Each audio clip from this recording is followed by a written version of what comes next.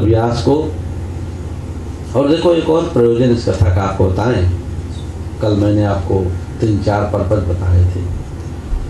एक इस कथा का ये भी प्रयोजन रहा कि शौनक आदि 88,000 ऋषि नैमिषारण्य तीर्थ में बहुत बड़े यज्ञ का संकल्प लेकर बैठे। बहुत बड़ा यज्ञ चल रहा है। नैमिषे निमिषक्षेत्रे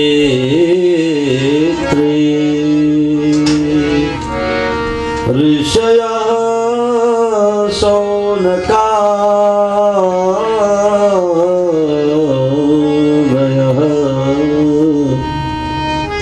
सत्रं स्वर्गाय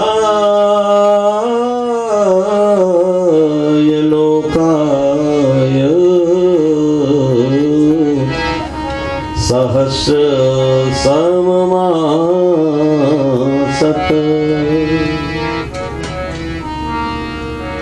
बहुत बड़े यज्ञ का संकल्प लेकर ये ऋषि बैठे हुए। यज्ञ का प्रयोजन क्या है? पूर्ण कार्य। पुण्य का प्रयोजन क्या है? कि हमको और सुख मिले। तो और सुख कहाँ मिलेगा? अच्छा यहाँ सोचो, आप यहाँ रह रहे हो, अब आप सोचो और सुख कहाँ मिलेगा? हर जगह की अपनी एक लिमिटेशन होती है। हर शरीर की अपनी एक लिमिटेशन है। उससे ज्यादा है ही नहीं तो कहां से मिलेगा? कितना मिलेगा? और इसीलिए मनुष्य इस चाह में कि और सुख और सुख और सुख, तो इसीलिए वो कहता फिर और सुख तो स्वर्ग में मिलेगा, क्योंकि इससे ज्यादा तो यहाँ मिलेगा नहीं। कई बार आदमी कहता महाराज यहाँ सब कुछ मिल जाता लेकिन मेहनत बहुत करनी पड़ती है। तो बोले फिर स्वर्ग में जाओ कि वहां मेहनत नहीं करनी पड़ती। स्वर्ग में कल्पवृक्ष होता है ना। इन कथाओं का बड़ा सेंस है। तो कल्पवृक्ष का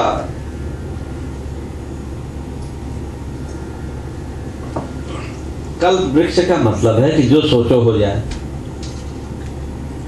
तो हमको ऐसा लगता है ज्यादा सुख होगा, हम ऐसा सोचते हैं, हाँ भाई सोचते ही हो जाए।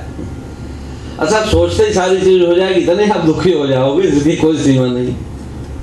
अभी तो फिर भी कम से कम सुख की चाह में थोड़ी यात्रा करनी पड़ती है, तो आपका समय उतना कट जाता है ना। अब सोचो आपने सोचा और तुरंत पूरा हो गया, बोले फिर आगे क्या करेंगे? फिर आगे को सोचने लगोगे, फिर आगे सोचने।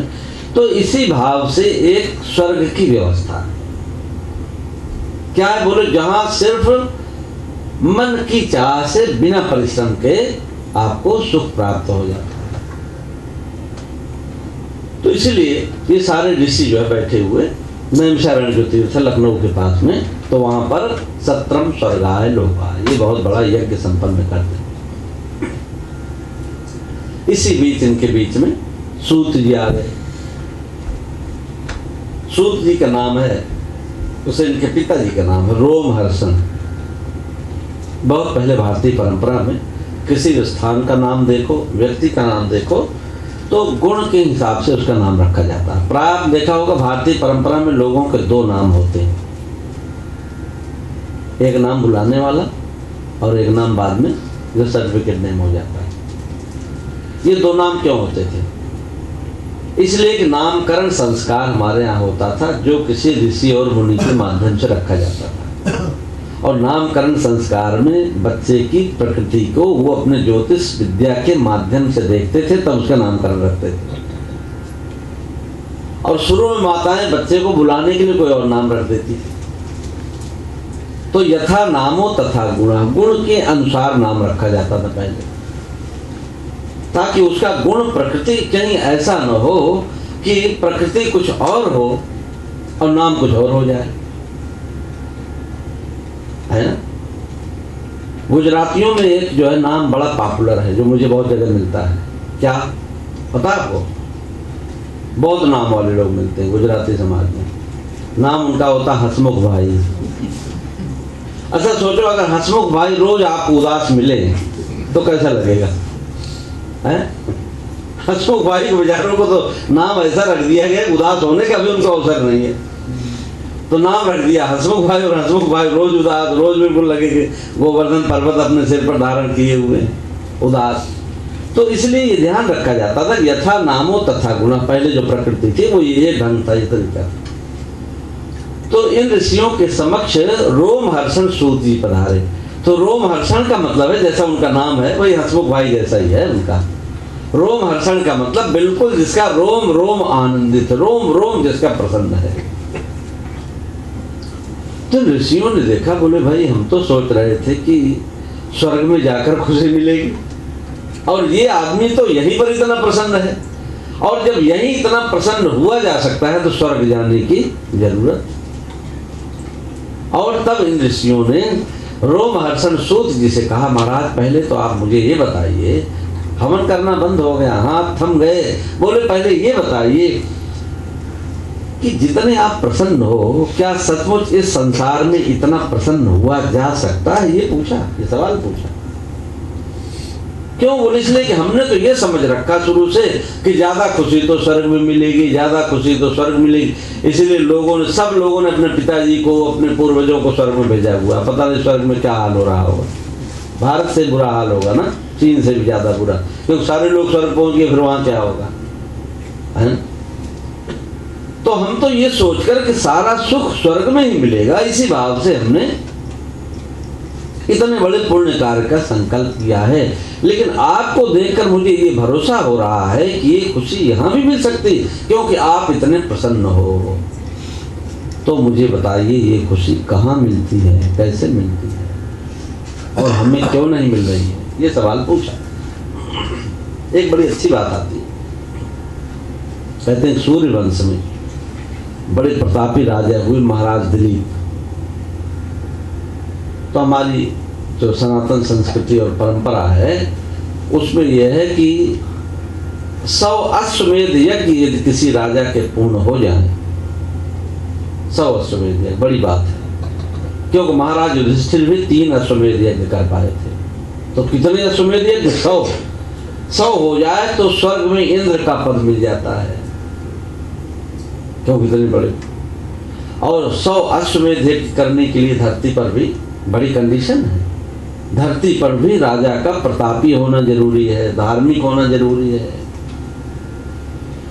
तो ऐसे महाराज दिलीप ने रघुवंश में 100 अश्वमेध यज्ञ करने का संकल्प लिया, और यज्ञ करते करते महाराज दिलीप के 99 यज्ञ पूर्ण भी हो गए। अब अंतिम यज्ञ बचा, अंतिम 100वां। तो जैसी परंपरा है अश्वमेध यज्ञ में कि घोड़े को छोड़ते हैं, और यदि किसी राजा ने नहीं पकड़ा, आपका वीर होना भी जरूरी है, वीर और प्रभावशाली, और दूसरा आपको लोग दिल से स्वीकार करने वो जरूरी है। तो ऐसे महाराज दिलीप का जब 100वां यज्ञ पूर्ण होने को है, सारी तैयारियां हो गई, 99 हो गए, तो 100 में क्या दिक्कत आनी है? इसका मतलब सारे जितने राजा थे उन सभी ने महाराज दिलीप की अधीनता को स्वीकार कर लिया। महाराज बस मैंने आपको मान लिया, आप चक्रवर्ती नरेश हो, आप करो जो भी करना है। और या फिर किसी राजा ने विरोध किया तो उनके घोड़े को पकड़ेगा और युद्ध होगा। यह अश्वमेध यज्ञ की परंपरा है, प्रकृति है। तो ऐसे महाराज दिलीप का जब 100वीं बार यज्ञ हुआ, घोड़ा छोड़ा गया, तो कहते हैं कि स्वर्ग लोक में इंद्र को पता लग गया कि मेरी गद्दी तो अब खतरे में है। इस राजा के जैसे ही 100वां यज्ञ पूर्ण हो जाएगा तो मेरी कुर्सी गई। तो कहते फिर इंद्र ने विचार किया, बोले इसलिए इसके घोड़े को किसी तरह पकड़ो। धरती पर किसी राजा की हिम्मत नहीं, साहस नहीं जो महाराज दिलीप के घोड़े को पकड़े। तो इंद्र ने स्वर्ग से आकर और महाराज दिलीप के घोड़े को पकड़कर किसी गुफा में जाकर बैठ गए। इधर यज्ञ की तैयारी हो गई, प्रातः काल के वेला हो गए, ऋषि मुनि सब आ गए, ब्राह्मण सारे आ गए, वरण भी हो गया। अब तो महाराज अपनी रानी के साथ पधारे और यज्ञ का संकल्प पूर्ण हो, 100वां यज्ञ पूर्ण किया जाए। घोड़े की प्रतीक्षा हो रही, घोड़ा आता ही नहीं। तो ऋषियों ने कहा महाराज मुहूर्त निकला जा रहा, घोड़ा अभी तक नहीं आया। तो महाराज दिलीप को बड़ा आश्चर्य हुआ कि मेरे घोड़े को रोकने का साहस किसे हो गया, कौन है धरती पर जो मेरा घोड़ा रोक सके। और तब महाराज दिलीप ने अपने दूतों को, गुप्तचरों को लगाया, पता करो जाकर कि मेरा घोड़ा किस राजा ने रोका है। सारे राजाओं के यहाँ हुआ है, किसी राजा ने घोड़ा, सबने कहा महाराज मेरी कहाँ हिम्मत है जो महाराज का घोड़ा मैं रोक सकूं, मैंने तो नहीं। चारों तरफ सबका पता लग गया कि किसी ने घोड़ा नहीं रोका। और तब गुप्तचरों ने आकर सूचना दी, बोले महाराज स्वर्ग में इंद्र का आता पता नहीं लग रहा है, इंद्र ने आकर आपके घोड़े को पकड़कर कहीं किसी गुफा में छुपा हुआ बैठा है। इधर ऋषि लोग कह रहे हैं महाराज मुहूर्त निकला जा रहा है। तो महाराज दिलीप ने कहा मुहूर्त निकल जाने दो। क्यों महाराज? बोले मुझे यज्ञ नहीं करना। अरे बोले 99 पूरे हो गए, 100 पूरा होते स्वर्ग की गद्दी मिल जाएगी। बोले नहीं चाहिए मुझे स्वर्ग की गद्दी। क्यों? बोले जिस गद्दी पर बैठकर धरती पर आकर घोड़ा चुराने जैसा छोटा काम करना पड़े, मुझे ऐसी गद्दी पर नहीं बैठना। तो यज्ञ का फल क्या है? यज्ञ का फल भगवान की भक्ति है, इंद्र का पद नहीं है। क्यों? क्षीणे पुण्य मर्त लोके विशंति। इसलिए महाराज मुझे बताइए कि ऐसा क्या आपके पास ज्ञान है, ऐसी कौन सी बात आपके पास है जिसके कारण आप इतने प्रसन्न हो? कबीरदास जी ने बड़ी अच्छी बात कही, जीवत में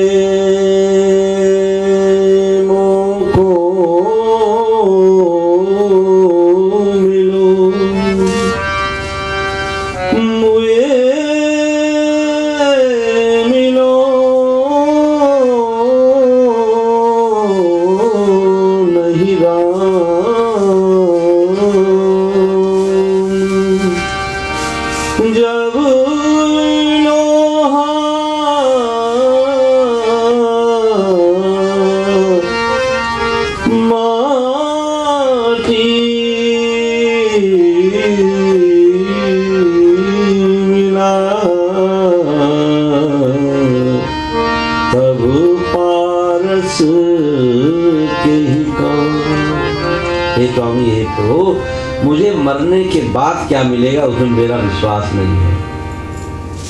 यदि आपका नाम पारस है तो जीवत में मोको मिलो।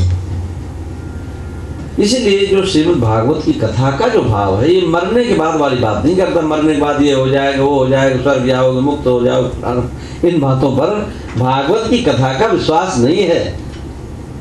महाराज परीक्षित को गुरुदेव ने पूछा कि बोले कथा तो तुमने सुन लिया, 7 दिन हो गया, अब बताओ तुम मुक्त हो गए कि नहीं? बोले मुक्त होऊंगा नहीं, मुक्त हो गया मैं।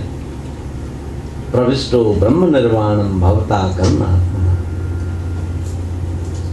कोई संशय मेरे जीवन में नहीं रहा है ना। मुझे बिल्कुल क्लियर पता लग गया। क्या पता लग गया? बोले मैं मुक्त हो गया हूं। मुक्त होने की क्या परिभाषा है? बोले सारे बंधन मैंने खोल दिए। बंधन खोल देना ही तो मुक्ति है। जो जगत के सारे बंधन थे, जहां जहां मैं बंधा था, अपने पद से बंधा था, परिवार से बंधा था, धन से बंधा था, तो जितने हमारे सारे बंधन थे सब मैंने खोल दिए। फिर क्या किया? बोले सब कई ममता ताग बटोरी, मम पद मनई बांध बर डोरी। सबके बंधनों से मैंने एकमात्र श्री भगवान को बांध लिया है।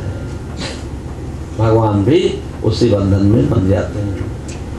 प्रेम के बंधन में मोहन बंध गए, प्रेम के बंधन में मोहन बंध गए, प्रेम के बंधन में मोहन बंध गए, प्रेम के बंधन में मोहन बंध गए। प्रेमियों ने जो बनाया, प्रेमियों ने जो बनाया, बन गए। प्रेम के बंधन मोहन बंध गए, प्रेम के बंधन में मोहन बंध गए।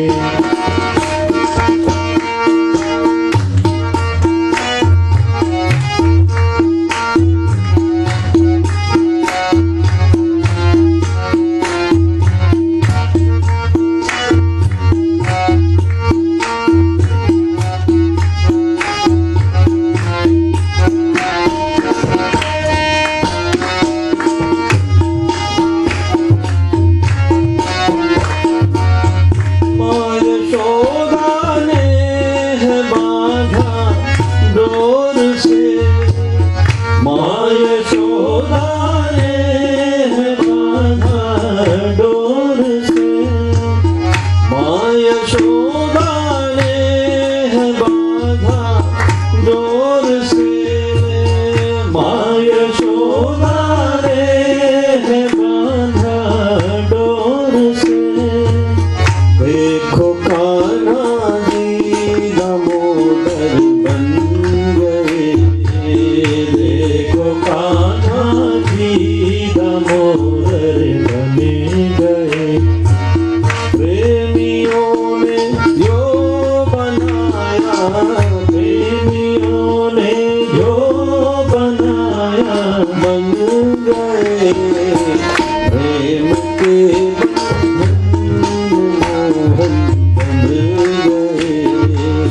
प्रेम के बंधन में मोहन बंध गए।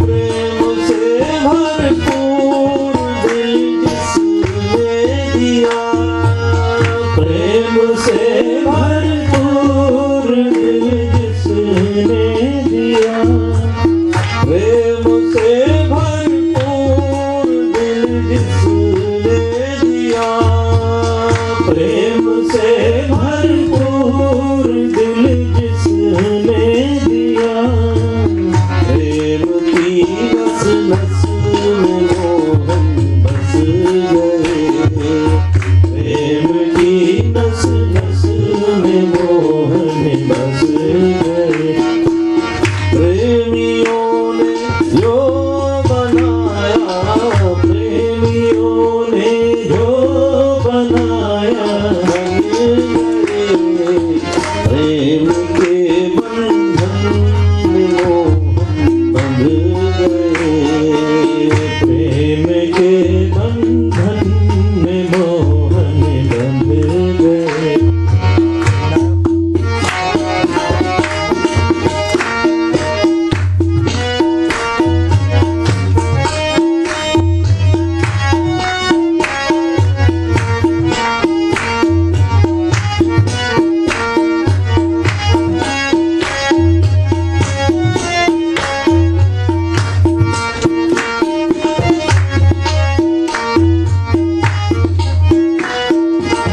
जान मीरा की नराना ले सका, जान मीरा की नराना ले सका, जान मीरा की नराना ले सका, जान मीरा की नराना ले सका, नाग भेजा था मुरारी बन गए, नाग भेजा था मुरारी बन गए, प्रेमियों ने जो बनाया, प्रेमियों ने जो बनाया बन गए, प्रेम के बंधन मोहन बन गए।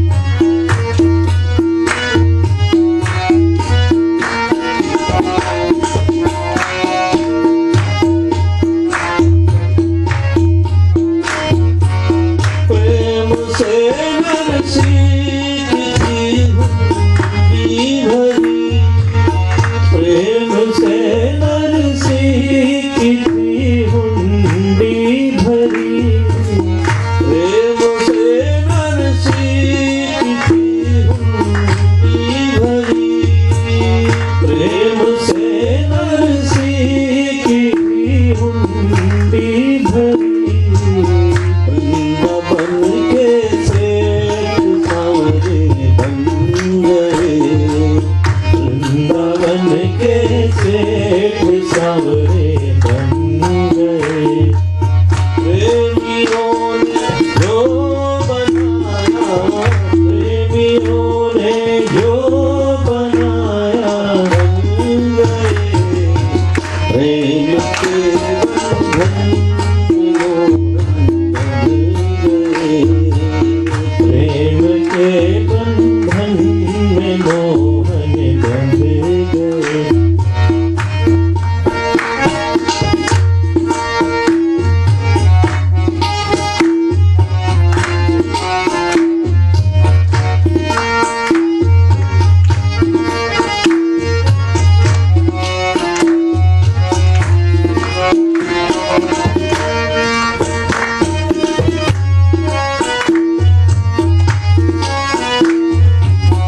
द्रौपदी दुष्टों के घेरों में घिरी, द्रौपदी दुष्टों के घेरों में घिरी, द्रौपदी दुष्टों के घेरों में घिरी, द्रौपदी दुष्टों के घेरों में घिरी।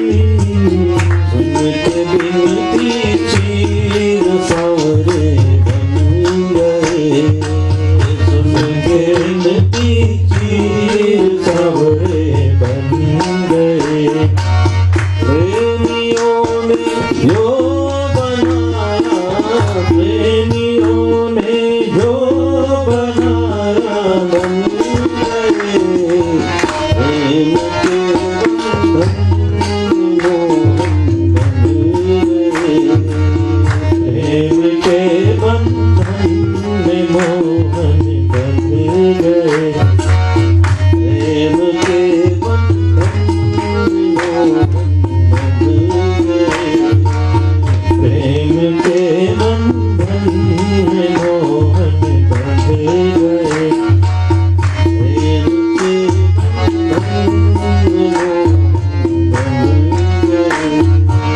प्रेम के बंधन मोहन बन गए, प्रेम के बंधन में मोहन बंध गए। तो महाराज परीक्षित ने गुरुदेव को कहा, गुरुदेव प्रविष्टो ब्रह्म निर्माणम भवता करुणात्मना, आपकी कृपा से मुझे ब्रह्म गति प्राप्त हो गई, मुझे पता लग गया कि मैं क्या हो गया। तो इतना बड़ा आत्मविश्वास श्रीमद् भागवत की कथा से ऐसे मरणासन मरण के किनारे बैठे हुए महाराज परीक्षित। देखो किसी के जीवन की कथा इतनी पॉपुलर नहीं हुई जितने महाराज परीक्षित के मरण की कथा पॉपुलर हुई। सारे लोग, सारा जहां जहां हमारा समाज है सब लोग जानते हैं परीक्षित कौन थे। पूरे जीवन राज्य किया कोई नहीं जान पाया, इतनी प्रतिष्ठा किसी की नहीं हुई, किसी जीने वाले की प्रतिष्ठा नहीं हुई, लेकिन 7 दिनों को जिसने जीवन में संवार लिया इतने प्रतिष्ठित हो गए महाराज परीक्षित। तो शौनक आदि 88,000 जो ऋषि हैं नैमिषारण्य तीर्थ में, तब उनको रोमहर्षण महाराज सूत जी ने श्रीमद् भागवत की कथा सुनाई। किस लिए सुनाई? बोले खुशी बाद में नहीं मिलेगी, खुशी अभी मिलेगी और यही मिलेगी, है ना। शर्मा जी हमारे बड़े प्रसन्न रहते हैं, सुबह शाम तक यही कहते हैं इतनी कृपा इतनी कृपा। यही तो बात है, कृपा कहीं और कहीं से थोड़ी आएगी, कहीं बनी हुई है, अनुभव करना ही।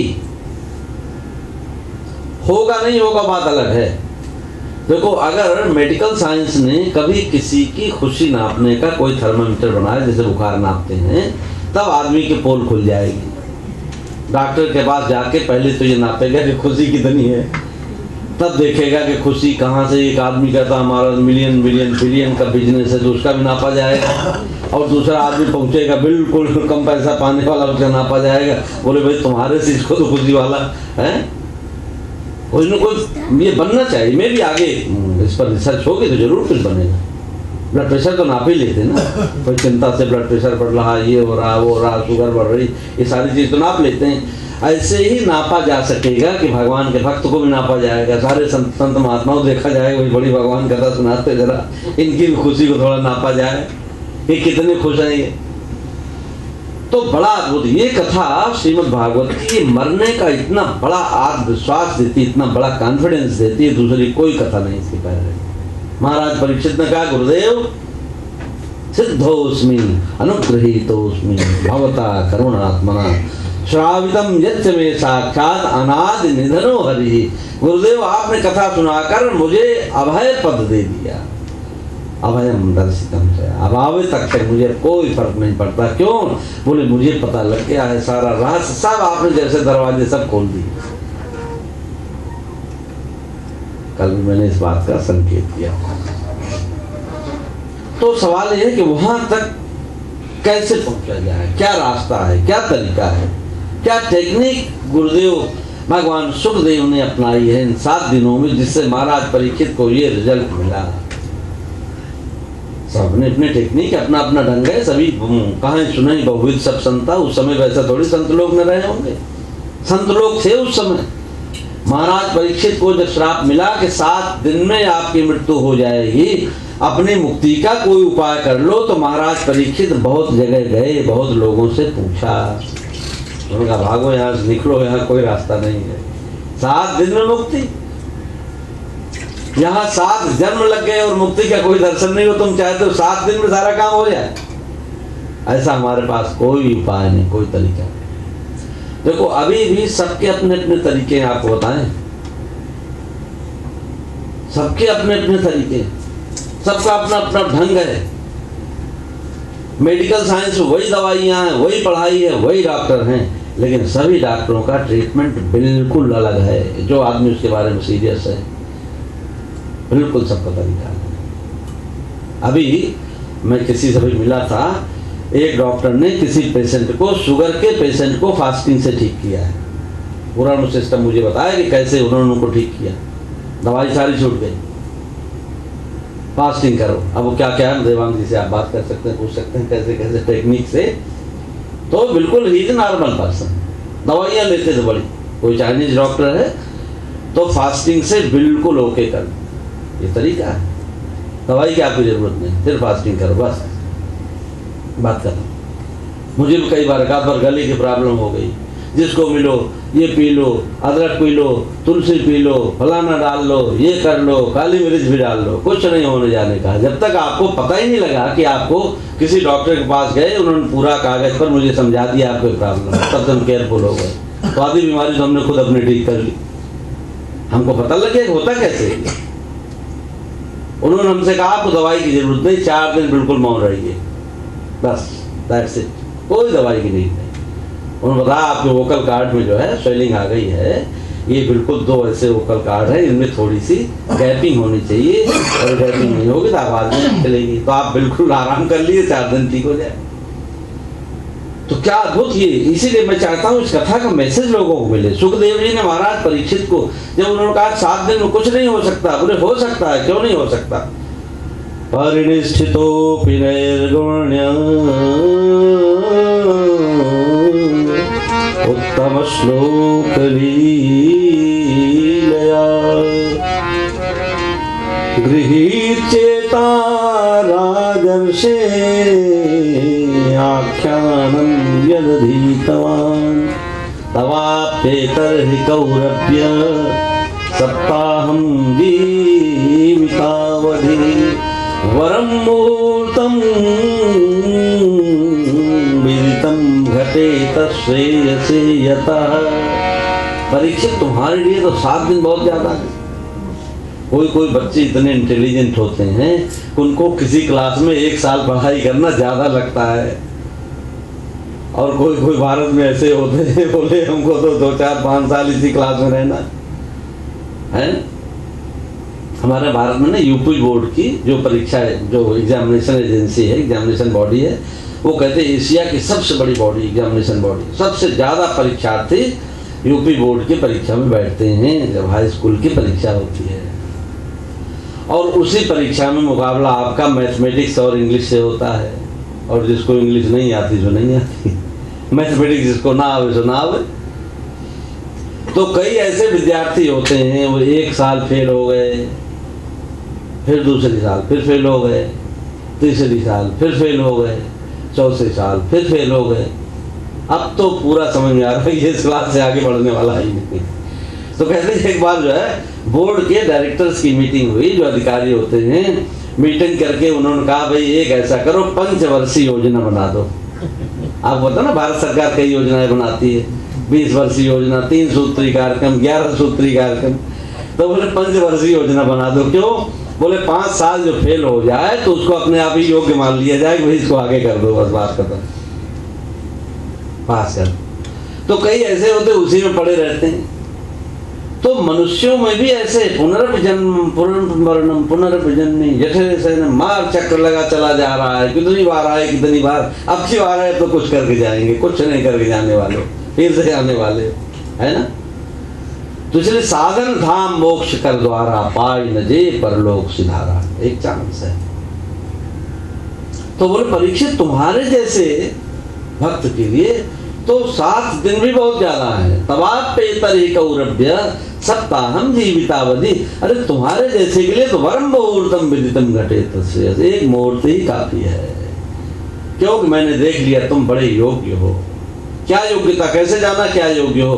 बोले तुमने जीवन के बारे में पूछा ही नहीं, तुमने तो मुझसे मरने के बारे में पूछा। और जो मरण का चिंतन करता है, अच्छा सोचो कि भारत में आपने देखा होगा भी कोई हमारे 9,000 करोड़ लेकर भाग गए भारत से। पता है आपको कौन भाग गया है? पता ना, बैंकों का 9,000 करोड़ लेकर भाग गए। तो अगर ऐसा व्यक्ति मरण के बारे में चिंतन करेगा तो ऐसा काम करेगा?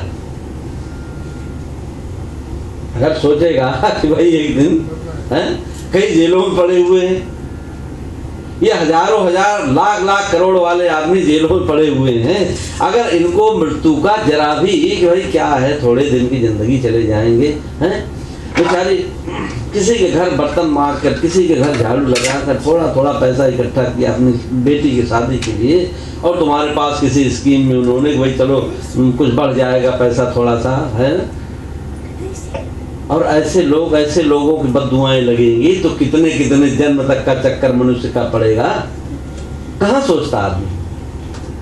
इसलिए श्रीमद् भागवत में कथा आती है, स्वयं भगवान ऋषभदेव अपने 100 पुत्रों को बिठाकर उपदेश करते हैं, हे मेरे पुत्रों, गुरु न सस्यात, जननी न सस्यात, पिता न सस्यात, बंधु न सस्यात। वो गुरु गुरु नहीं है, वो पिता पिता नहीं है, वो मित्र मित्र नहीं है, वो पत्नी पत्नी नहीं है, जो बैठकर आपस में कभी मृत्यु की चर्चा ना करे।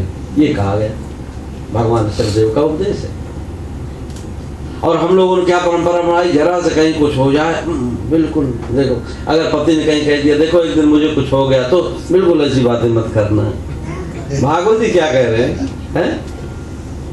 देखो लोग इतने होशियार हो गए आजकल कि लोग कहते हैं कि कई बार सूत्र बना दिए लोगों ने, बोले महाराज जी हम तो यही कहते हैं, देखो इनसे यही कहते हैं, बोले देखो सुनो सबकी करो अपने मन की, जब अपने मन की करना तो भागवत सुनने की क्या जरूरत है। और वास्तव में देखा जाए तो सही है, लोग सुनते सबकी, करते अपने मन। ये नहीं, सुनो सबकी और करो किसके मन की? राम जी के मन की, है। करो किसके मन की? बोले शास्त्र के मन की करो, क्योंकि व्यक्ति आपको सलाह नहीं दे सकता। तो श्री ऋषभदेव जी कहते हैं, गुरु न सस्यात, जननी न सस्यात, पिता न सस्यात, बंधु न सस्यात। वो गुरु गुरु नहीं है, पिता पिता नहीं है, जो मृत्यु का चिंतन न करवाए। और यही लोग भूल जाते हैं, क्या सोचते हैं हम सदा रहेंगे, है ना। देखो बड़े अच्छे सिद्धांत दिए, नीति शास्त्र में कहते हैं कि अगर, नीति शास्त्र से बात करता है, बोले अगर आपको कुछ सीखना है तो आपको क्या सोचना है कि आई एम इमॉर्टल, हम कभी नहीं मरेंगे, है ना।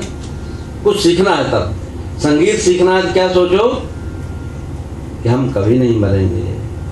पीएचडी करना शर्मा जी की तरह तो क्या सोचना है और ये सोचे कि अब तो बस धीरे धीरे समय आ रहा है तो पीएचडी थोड़ी पीएचडी में मन लगे। अभी शर्मा जी कह रहे हैं माल्टा में जाने वाले हैं यूरोप, हम तो कहते चलो यहीं रहो बात, यहीं से पीएचडी करो। तो जब आप ऐसा सोचोगे तो आप कोई ज्ञान कभी नहीं सीख पाओगे। तो नीति है, और बहुत अच्छी बात, मुझे बहुत अपीलिंग लगती बात, जब कुछ सीखना है तो अंतिम दिन तक भी, कई ऐसे संगीतकारों को मैं जानता हूँ कि 90 साल की उम्र में भी रियाज करके अभ्यास करके वो मरे उसी दिन, लेकिन उनका रियाज अभ्यास नहीं छूटा। तो जब आपको कोई ज्ञान प्राप्त करना है, कोई शिक्षा प्राप्त करनी है, उसको आप शौक बनाइए, उसको आप मृत्यु से मत जोड़िए। और जब भगवान का नाम लेना हो तब क्या सोचो, क्षण भंगुर जीवन की कलियां, क्षण भंगुर जीवन की कलियां, कल प्रात को जान खिली न खिली, भज ले हरि नाम हरि रसना, अंत समय तू हिली न हिली। तो बोले भगवान का नाम लेना है तो क्या सोचो, बोले पता नहीं कल ही मुझे कुछ हो जाए तो क्या करना है, बोले अभी नाम ले लो। रात्रिर्गमिष्यति भविष्यति सुप्रभातम्,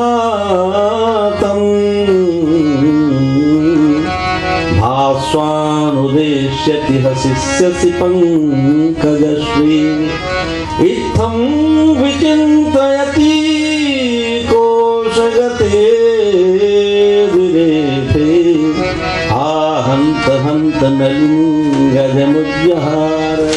एक भंवरा है, तो भंवरा जो है वो कमल की कली में बैठा हुआ, बहुत सारे भंवरे गए हैं, बड़ा अद्भुत नीति शास्त्र का उपदेश है। तो बहुत सारे भंवरे गए और कमल के फूल पर बैठकर उसका रस ले रहे हैं।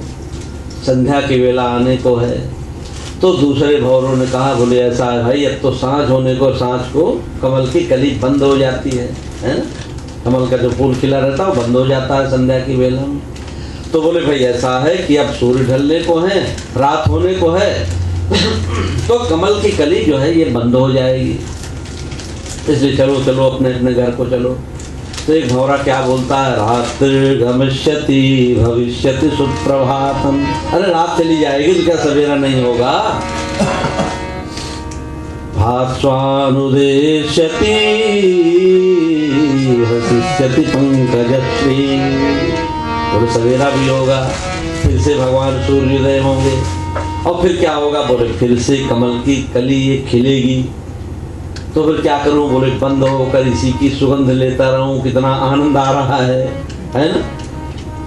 तो उस भंवरे को, बेचारे को कहाँ पता था, दूसरे भंवरे तो चले गए, और उसने कहा मैं सुगंध लेता रहूं और सुबह फिर उड़ जाऊंगा। इतने में क्या हुआ, एक उन्मत्त हाथी आया और हाथी ने कमल के फूल को कली के सहित लपेटा और मुंह में डाल लिया। ऐसे ही मनुष्य का जीवन है, तुम सोच रहे हो कि कल ऐसा कर लेंगे, बोले कल पता नहीं आएगा कि नहीं आएगा, इसलिए भज ले हरि नाम हरि रसना, अंत समय तू हिली न हिली। कितना अच्छा, ठीक लगा ना, लॉजिकल लगती ना बात। तो ज्ञान सीखना है, संगीत सीखना है, कोई शास्त्र सीखना है, कुछ करना है, तो उसके लिए सोचो सदा कोई बिल्डिंग बनाना, घर बनाना, नहीं तो ताजमहल नहीं बनेगा। ताजमहल उस इच्छा शक्ति से बनेगा कि हम इमॉर्टल हैं, ऐसी कृति करके जाए, ऐसा काम करके जाए कि दुनिया हमको याद करेगी। लेकिन जब भगवान का नाम लेना हो तो सोचो पता नहीं कोई भरोसा है या नहीं। क्या भरोसा, क्या भरोसा है इस जिंदगी का, क्या भरोसा है इस जिंदगी का, क्या भरोसा है इस जिंदगी का, क्या भरोसा है इस जिंदगी का। साथ देती नहीं है किसी का, साथ देती नहीं है किसी का, क्या भरोसा, क्या भरोसा है इस जिंदगी का, क्या भरोसा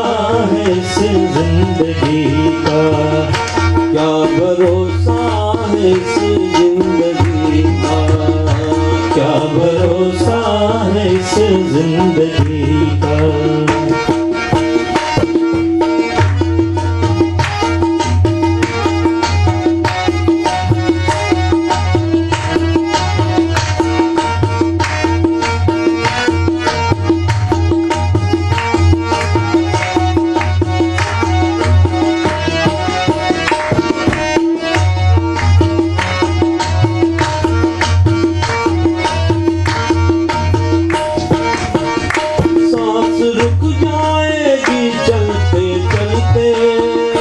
सांस रुक जाएगी चलते चलते, सांस रुक जाएगी चलते चलते, सांस रुक जाएगी चलते चलते, शम्मा बुझ जाएगी जलते जलते, शम्मा बुझ जाएगी जलते जलते, दम निकल जाएगा,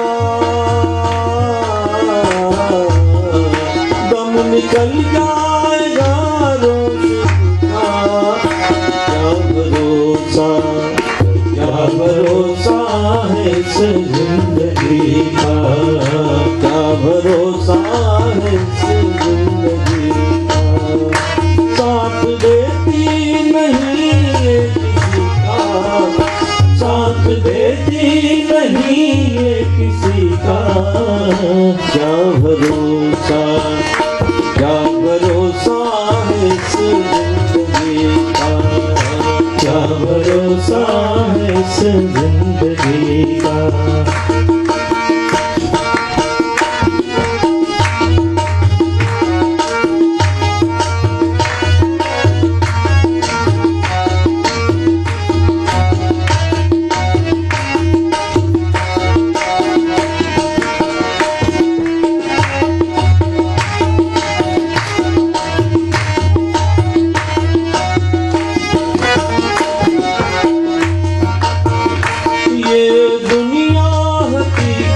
पुरानी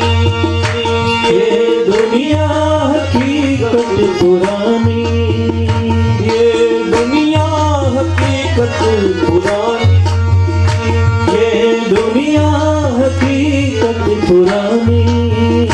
चल के रुकना है इसकी रवानी, चल के रुकना है इसकी रवानी। हर्ज पूरा करो,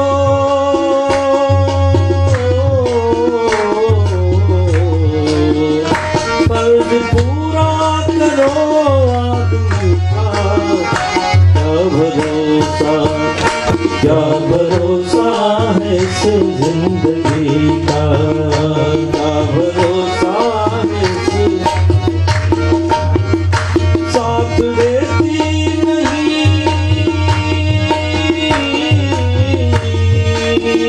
साथ देती नहीं ये किसी का। क्या भरोसा, क्या भरोसा है इस जिंदगी का, क्या भरोसा है इस जिंदगी का, क्या भरोसा है इस जिंदगी का।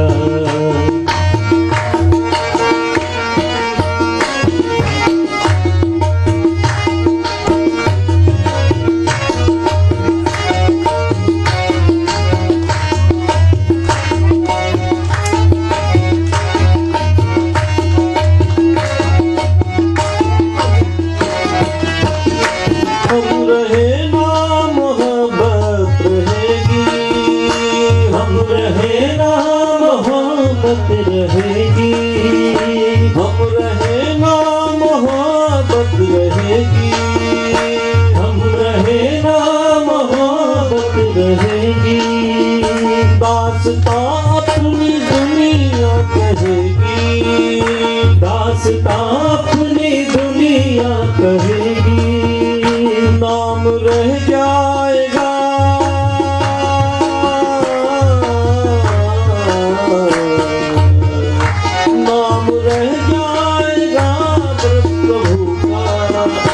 क्या भरोसा, क्या भरोसा है इस जिंदगी का, क्या भरोसा है।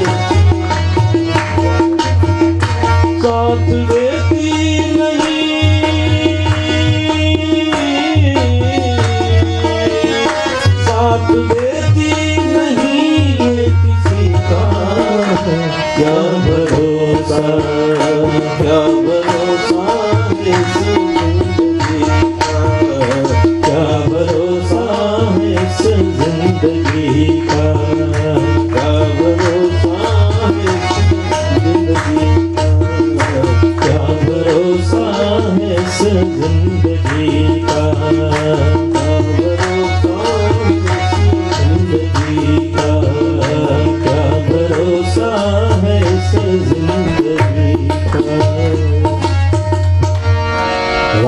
रात्रिर्गमिष्यति भविष्यति सुप्रभातम्,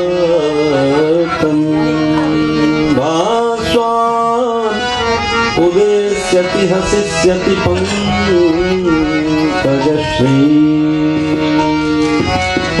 एवं विचिन्तयति कोशगते विरेके, आहन्त हन्त नलिनी गजमूर्जहार। महाराज परीक्षित ने गुरुदेव भगवान सुखदेव से जो पूछा, अच्छा कोई आदमी, आप क्लासरूम में टीचर हो तो क्या आपका कोई विद्यार्थी स्टूडेंट है, क्या उसके पूछने से आप उसकी गहराई का पता नहीं लगता कि किस लेवल की वो बात पूछ रहा है। हम लोग समाज में भी बहुत जगह जाना आना हमारा तो रहता ही है, तो पता लग जाता है कि कहाँ किस लेवल के लोग हैं, कहाँ किस प्रकृति के लोग हैं। हर जगह एक ही लेवल से बात नहीं होती है ना, हर जगह लेवल अलग अलग है, समझदारी का लेवल अलग अलग है। तो परीक्षित ने गुरुदेव से जीवन के बारे में नहीं पूछा। अगर वो पूछा होता तो जान जाते हो अभी तो प्राइमरी का स्टूडेंट है, बिल्कुल बेसिक है। उन्होंने मृत्यु के बारे में पूछा। क्यों? बोले इसलिए जीवन की चाह तो सबको है। कौन है जो नहीं जीना चाहता? कौन है दुनिया में? सभी जीना चाहते हैं। और जो कॉमन है सबके लिए उसकी क्या चर्चा करनी है?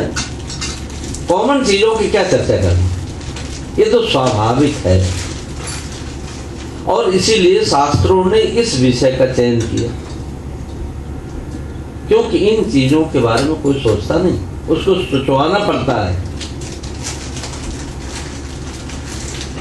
आहार निद्रा भय मैथुनम च सामान्य देव पशुभिर नराणाम।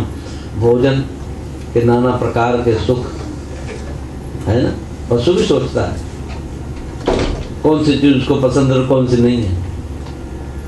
आहार चाहिए उसको, नींद भी चाहिए, भयभीत होता है। बोले ये सब तो तुम्हारे और पशु के जीवन में समान है।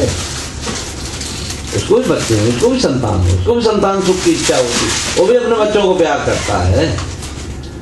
तो यदि तुमने भी जीवन में सिर्फ इतना ही इस जीवन को जाना, तो इसमें तुम पशु से अलग कहाँ हो गए थे, है ना? क्योंकि ये तो सभी पशुओं का स्वभाव है। इसलिए अगर तुम कुछ अलग मानते हो कि तुम समझदार हो, जिसको बनाने के लिए ब्रह्मा जी ने देखो सब जीव जगत को बना दिया पहले ही, उसके लिए उनको कुछ ज्यादा नहीं करना पड़ा। लेकिन ब्रह्मा जी को लगा कि भाई ये कुछ खास काम नहीं हो रहा है। ब्रह्मा जी ने सबको बनाया, इवन के देवताओं को भी बनाया। देवता भी प्रकट हो गए, नाना प्रकार के जीव जंतु भी प्रकट हुए ब्रह्मा की सृष्टि में। लेकिन सबको देखने के बाद भी, देवताओं को देखा बड़े सुंदर सुंदर, फिर भी ब्रह्मा जी के मन को संतोष नहीं। और तब ब्रह्मा जी ने सोचा भाई ये मुझसे क्या हो रहा है, मैं क्या बना रहा हूँ, ये इससे कुछ खास भला होने वाला नहीं। और तब ब्रह्मा जी ने पुनः दिव्य 1000 वर्षों का तप किया। और तब से ब्रह्मा जी के शरीर के 2 भाग हुए। तो वाम भाग से शतरूपा और दाहिने भाग से महाराज मनु प्रकट हुए। तब ब्रह्मा जी ने अपनी सृष्टि को प्रणाम किया, धन्य हो महाराज। अब समझ में आया। बोले क्या है मनुष्य के जीवन में? बोले इसके जीवन में धर्म, अर्थ, काम और मोक्ष है। और एक दिन इन्हीं के जीवन में भगवान भी छोटे बनकर इनके यहाँ आ जाएंगे। वही महाराज मनु दशरथ रूप के आए, दशरथ जी के रूप में, शतरूपा जी कौशल्या के रूप में, तो उन्हीं के यहाँ भगवान श्री राम आए। बोले तुम इतने महान हो कि एक दिन स्वयं परमात्मा भी, भगवान भी तुम्हारी गोद में आने को तरस जाएंगे। ये तो महान तुम हो। तो अपनी उस महानता को पहचानो।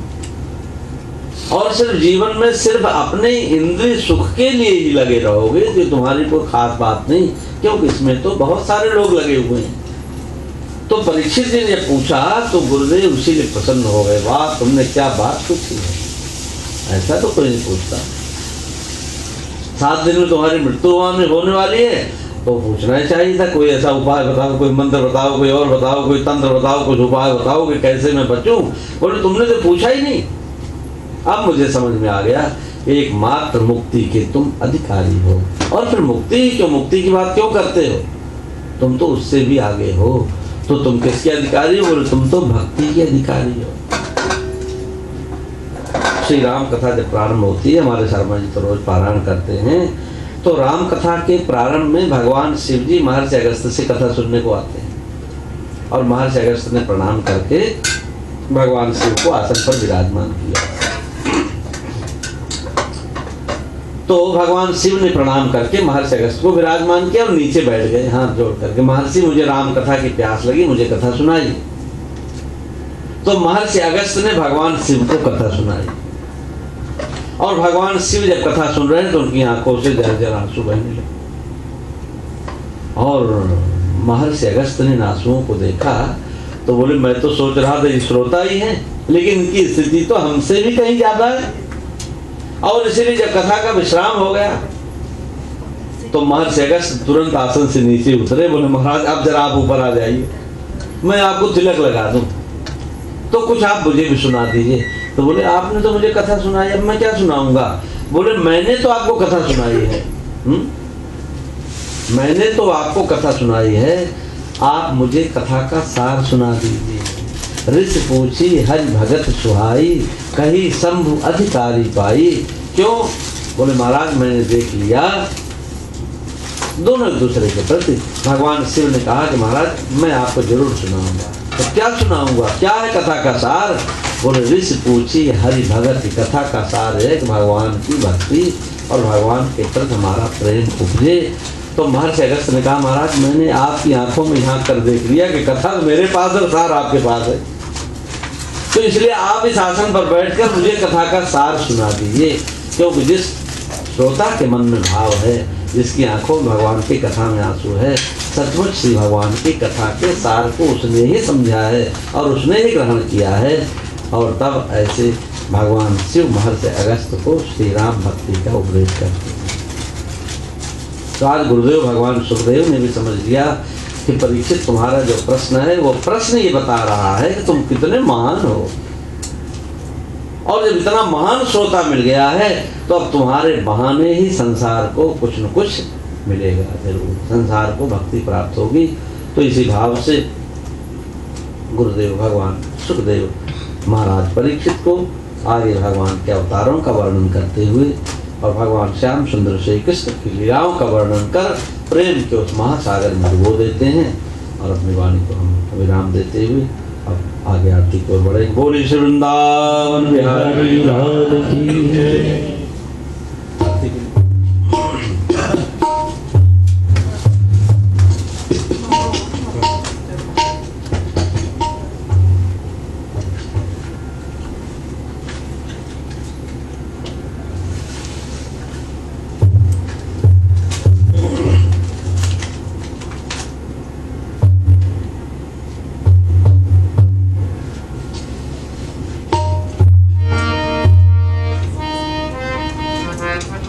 लोग आरती के लिए खड़े हुए।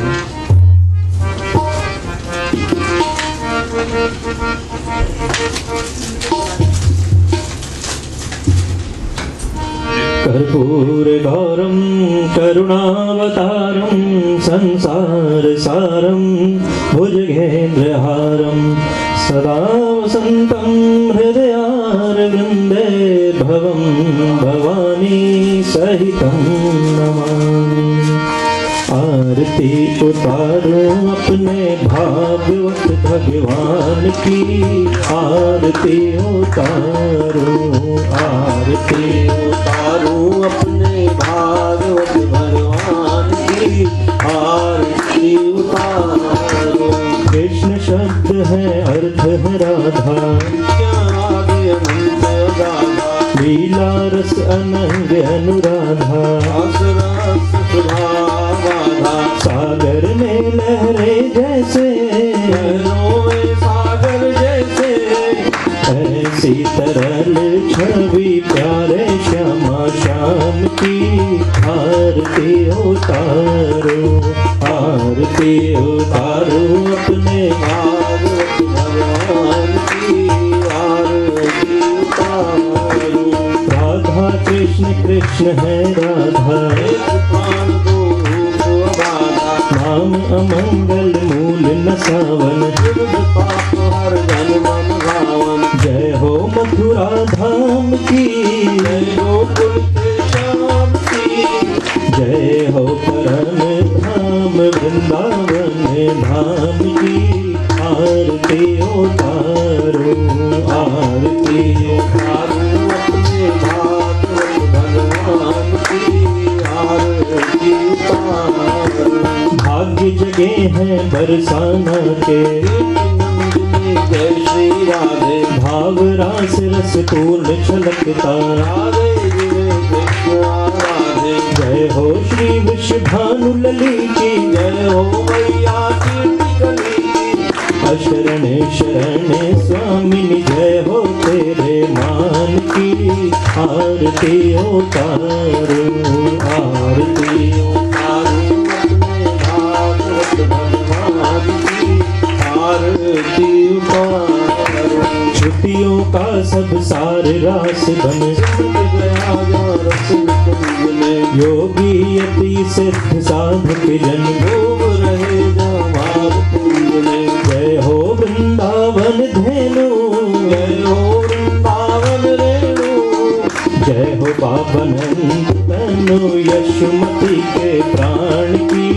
आरती उतारो, आरती उतारो अपने भागवत भगवान की आरती उतारो। निगम कल्प तर की छाया में, आए हैं हम हाथ पुकारे, सूखे शून्य हृदय ले हम सब। करे याचना गार तिहारे, दे दो अब जीवन की शांति, मिट जाए सर्दी की भांति, जीवन में रसधार बहे भागवत पुराण की। आरती उतारो, आरती उतारो अपने भागवत भगवान की आरती उतारो।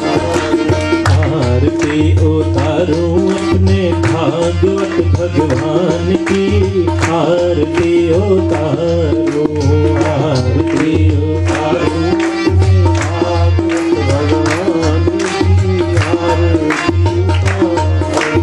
आरती उतारो, आरती उतारो, आरती उतारो।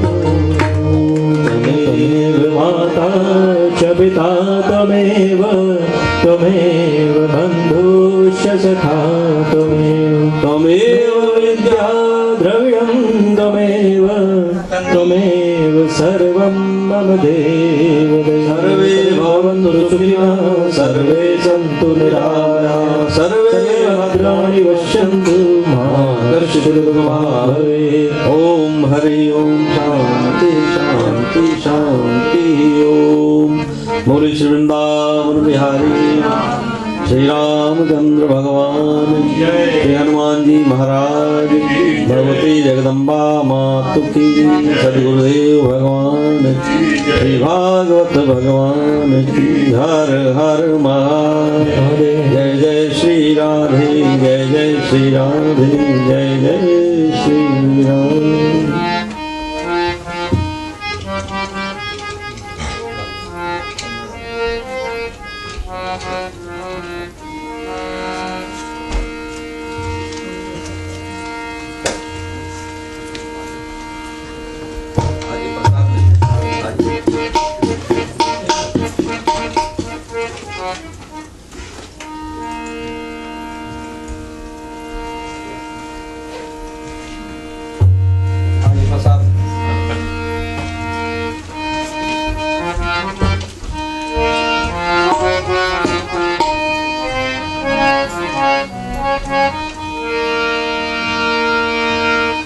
हरे राम राम राम सीता राम